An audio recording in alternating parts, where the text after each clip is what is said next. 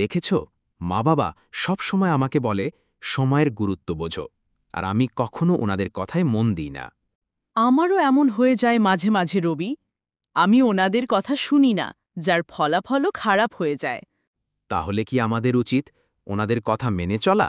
অবশ্যই, কারণ ওনারা তো আমাদের জন্য ভালোই চান। একদিন আমি পরীক্ষা খারাপ করে ফেলেছিলাম, তখন বুঝেছি পিতামাতার নির্দেশ মানা কতটা জরুরি। তাই এখন আমি ওনাদের কথা মন দিয়ে শুনি, তাতে আমার মা বাবাও খুশি হয়। তুমি কি মনে করো পিতামাতাকে সম্মান করা মানে শুধু শাসন শোনা? না, এটা ওনাদের ভালোবাসার বহিঃপ্রকাশ। ওনাদের সম্মান করলে জীবনে অনেক শান্তি আসে। ঠিক বলেছ।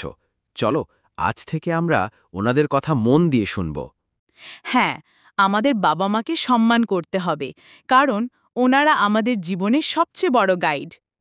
এই গল্প থেকে আমরা কি শিখলাম বন্ধুরা? পিতামাতার সম্মান জীবনের সেরা শিক্ষা।